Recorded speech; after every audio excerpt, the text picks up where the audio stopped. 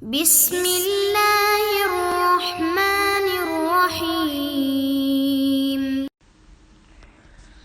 خوب، ہماری گفتگو تقلید کے ذیل میں چل رہی تھی، اور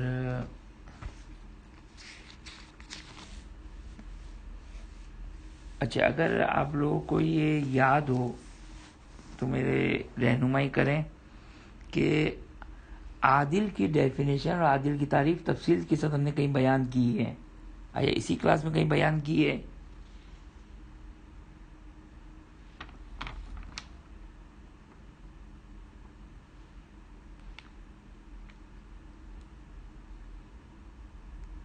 اگر کسی کو یاد ہو.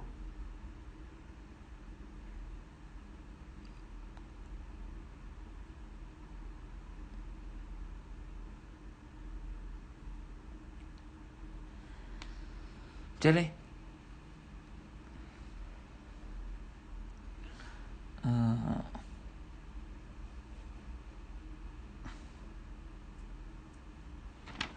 صحیح. میں یہ سمجھتا ہوں کہ بیان نہیں کی انشاءاللہ. اچھا، چونکہ اس کے یہاں پر جو عادل کی وہ بیان کی گئی ہے،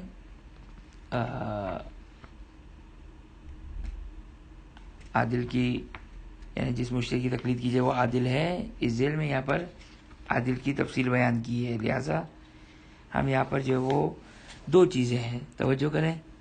ایک ہے عادل کی ڈیفینیشن، ایک ہے عادل کو پہچاننے کا طریقہ. یہ دو الگ الگ چیزیں ہیں.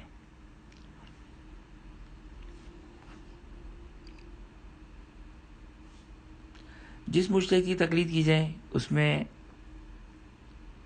60 چیزوں کا ہونا ضروری ہے. مرد ہونا چاہیے، بالغ ہونا چاہیے، عاقل ہونا چاہیے، 12 امامی شیعہ ہونا چاہیے، حلال زادہ ہو، زندہ ہو اور عادل ہو. مجتہد ایک شرط ہو گئی تو 7 کو ملائیں گے اجتہاد مجتہد کے ساتھ 8 ہو گئی، اور عالم کی ایک اور شرط ہو گئی تو یہ ہو گئی ساری ملا کر جس شخص کی تقلید کی جائے اس کے اندر یہ 9 شرائط ہونی چاہیے. خب مرد معلوم ہے، بالغ معلوم ہے، عاقل معلوم ہے، شیعہ اثنا عشری 12 امامی شیعہ معلوم ہے، حلال زادہ معلوم ہے، زندہ معلوم ہے. زندہ کی تفصیل بعد میں آئے گی کہ زندہ سے کیا مراد ہے. عادل، عادل کس کو کہتے ہیں؟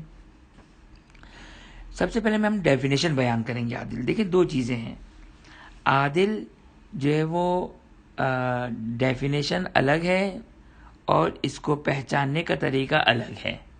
تو یہ دو الگ الگ چیزیں ہیں. سب سے پہلے ہم عادل کی ڈیفینیشن، اگرچہ عادل کی ڈیفینیشن میں فقہا میں اختلاف ہے. قدیم اور مشہور فقہا عادل کی جو ڈیفینیشن بیان کرتے تھے، آغائے سیستانی اور آغائے خوئی یہ ڈیفینیشن نہیں بیان کرتے ہیں، بلکہ کیا ڈیفینیشن بیان کرتے ہیں؟ ڈیفینیشن بیان کرتے ہیں کہ عادل وہ ہے جو اپنے واجبات کو انجام دیتا ہو اور جو اس کے لیے حرام ہے اس کو ترک کرتا ہو، اور عذر شرعی کے بغیر واجب کو ترک نہ کرے اور حرام کو انجام نہ دے. اب یہ عادل کی ڈیفینیشن ہے. اور کہتے ہیں کہ اس میں فرق نہیں پڑتا، چاہے گناہ صغیرہ ہو چاہے گناہ کبیرہ ہو. گناہ صغیرہ کے انجام دینے سے بھی وہ شخص جو کہ اس کی عدالت ختم ہو جائے گی، وہ شخص فاسق ہو جائے گا. یہ ہو گئی ڈیفینیشن. کیا ہو گئی ڈیفینیشن؟ سمپل الفاظ میں واجبات کو انجام دیتا ہو اور گناہوں سے بچتا ہو. یہ اس کی جو کہ وہ ڈیفینیشن ہو گئی عادل کی. اب کیسے ہمیں پتہ چلے کہ فلاں شخص عادل ہے یا عادل نہیں ہے؟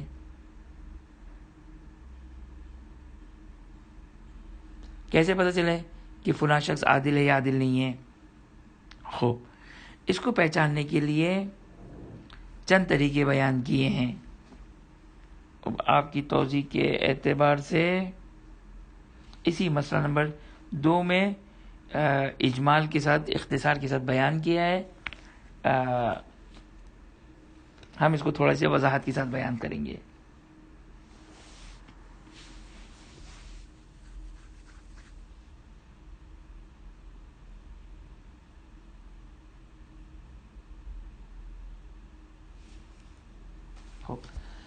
پہلا طریقہ یہ ہے کہ خود انسان کو اس کی عدالت کے بارے میں یقین ہو جائے. یقین ہے کہ یہ شخص قسم حضرت عباس علیہ السلام واجبات کو انجام دیتا ہے, گناہ سے بچتا ہے. یقین ہے. یا اطمینان حاصل ہو جائے. خوب آپ لوگ جانتے ہیں یقین دل کی وہ کیفیت ہے کہ جس میں اس کے اگینسٹ کا 1% بھی چانس نہ ہو, اس کو یقین کہتے ہیں. اطمینان یعنی دل مطمئن ہے, پاسبلٹی ہے کہ اس کے اگینسٹ بھی ہو, لیکن دل مطمئن ہے. اور اس کے لیے جو میں عام طور پر مثال دیتا ہوں, ابھی آپ جہاں پر بیٹھی ہیں وہ آپ کے سر پہ چھت ہے. اب سوال, یہ چھت نہ گرنے کا یقین ہے یا اطمینان ہے؟ خوب جو ہے وہ یقین تو نہیں ہے, شاید گر سکتی ہے, لیکن اطمینان ہے, دل مطمئن ہے, سکون ہے دل میں. تبھی تو بیٹھے ہوئے ہم. دل مطمئن اور سکون ہے, اضطراب کی کیفیت نہیں ہے ہماری, دل سکون میں ہے, مطمئن ہے ہمارا. جبکہ احتمال ہے, لاجیکلی احتمال ہے کہ یہ گر سکتا ہے, اس کو کہیں گے اطمینان. اچھا, ابھی باہر دن ہو رہا ہے, سورج نکل چکا ہے, اس میں آپ کو اطمینان نہیں ہے, اس میں آپ کو 100% یقین ہے. توجہ کیا آپ نے؟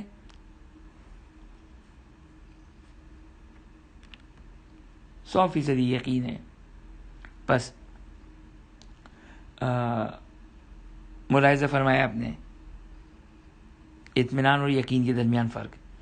آگاہی سیستانی پوری توضیح المسائل میں جہاں جہاں اطمینان آتا ہے وہاں پہ کنڈیشن لگاتے ہیں. کیا کہ اطمینان ایسا اطمینان ہو جو عقلائی طریقے سے ہو. توضیح المسائل میں اس کا بھی یہاں پہ تو اس کا استعمال نہیں کیا ہے, اصل یہ مسئلہ ہی یہاں پہ بیان نہیں کیا اس طریقے سے جس طرح میں بیان کر رہا ہوں, لیکن آگے جا کے کہیں یہ اشتباہ کیا ہے ترجمے میں کہ اطمینان جو عقلی طریقے سے حاصل ہو, یہ غلط ہے ترجمہ.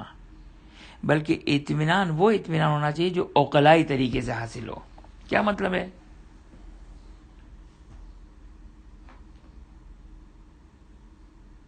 اب توجہ کریں,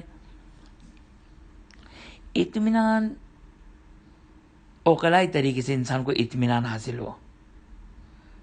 اچھا, یقین میں کوئی کنڈیشن نہیں ہے, جس طرح بھی آپ کو یقین آ گیا وہ یقین حجت ہے. اس چیپٹر کو بند کر دیں. یقین کو, وہ یقین حجت ہے آپ کے لیے. حجت ہے یعنی قابل عمل ہے. اطمینان میں شرط لگاتے ہیں کہ یہ اطمینان حاصل ہو عقلائی طریقے سے. عقلائی طریقے سے اطمینان حاصل ہو یعنی کیا مطلب؟ یعنی یہ کہ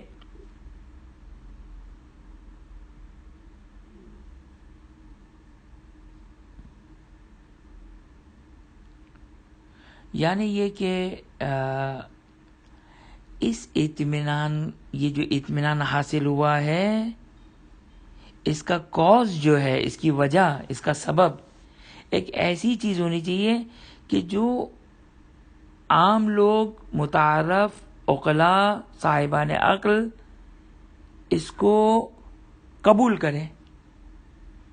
مثال دوں میں آپ کو. مثال کے طور پر ایک شخص قابل بھروسہ نے آ کر آپ کو کہا کہ یہ عادل ہے, آپ کو اطمینان ہو گیا. یہ کہلائے گا اطمینان عقلائی.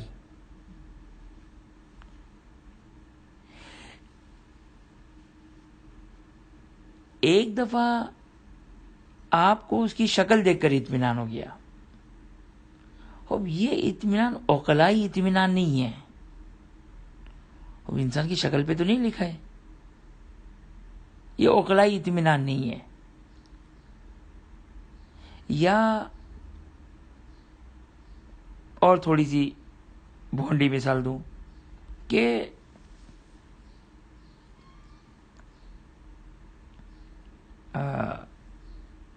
مثال کے طور پر بارش ہو رہی ہے، یہ بارش کی وجہ سے مجھے اطمینان ہے کہ زید عادل ہے، فلاں شخص عادل ہے. یہ کون سا ارتباط ہے، کون سا کنیکشن ہے؟ عقلا عرف ان کے نزدیک لاجیکل نہیں ہے، معقول نہیں ہے یہ. لیکن ایک شخص کو اطمینان، واقعاً اطمینان حاصل ہوا ہے، ٹھوکم ٹھاک نہیں کر رہا ہے، وہ واقعاً اطمینان حاصل ہو گیا. یہ اطمینان حجت، اگر سیستانی کہتے یہ اطمینان حجت نہیں ہے. اچھا، آخوئی کے نزدیک ایسی کوئی شرط نہیں تھی. آخوئی کہتے تھے کہ اگر کسی طریقے سے اطمینان یہ یقین حاصل ہو جائے وہ حجت ہے، وہ حجت ہے. لیکن اگر یہ سیستانی فرماتے ہیں کہ نہیں، وہ یقین کسی طریقے سے بھی حاصل ہو جائے. اطمینان میں کہتے ہیں اطمینان میں شرط ہے کہ عقلائی طریقے سے جو وہ اطمینان ہو جائے. بس پہلا طریقہ کیا ہے؟ پہلا طریقہ یہ کہ انسان کو کسی کے عادل ہونے کا یقین حاصل ہو گیا یا اطمینان حاصل ہو گیا. اب یقین یا اطمینان کی جو مثالیں ہو سکتی وہ عام طور پر کیا ہوتی ہے؟ عام طور پر یہ ہوتی ہے کہ انسان اس کے ساتھ ایک طویل عرصے سے زندگی گزار رہا ہے، وہ انسان کو یقین ہے یا اطمینان ہے کہ یہ 100%. دیکھیں ابھی یہ پہلی قسم بیان کی جا رہی ہے. تیسری قسم میں جو تیسری قسم بیان کریں گے، جو تیسری صورت بیان کریں گے وہ اس سے تھوڑی سی ڈیفرنٹ ہے. اس میں آپ کو 100% یقین ہے کہ وہ عادل واقعی ہے. کیا مطلب عادل واقعی ہے؟ یعنی آپ کہہ سکتے ہیں کہ میں قسم کھا سکتا ہوں کہ وہ سارے واجبات کو انجام دیتا ہے اور سارے محرمات سے بچتا ہے. میں قسم کھا سکتا ہوں. یہ پہلا طریقہ ہے. دوسرا طریقہ وہ یہ ہے کہ 2 عادل مرد اس کی گواہی دے. 2 شخص کی جس کو ہم جانتے ہیں کہ یہ 2 قطعاً عادل ہیں، وہ آ کر کہ بھائی یہ فلانی عادل ہے، تو اس تیسرے شخص کی عدالت جو وہ ان 2 عادل کی گواہیوں سے حاصل ہو جائے گی. اچھا، اب جو تیسرا طریقہ ہے وہ خوب مشکل ہے تھوڑا سا، اور انشاءاللہ ہم پہلے طریقے اور تیسرے طریقے کے درمیان جو فرق ہے اس کو بھی ہم بعد میں بیان کریں گے. تو فی الحال جو کہ وہ انشاءاللہ ہماری گفتگو یہیں تک ہے. وآخر دعوانا الحمدللہ رب العالمین. سبسکرائب کیجئے ذکر ٹی وی اور اس علم کے سفر میں ہمارے قدم کے ساتھ قدم ملائیے.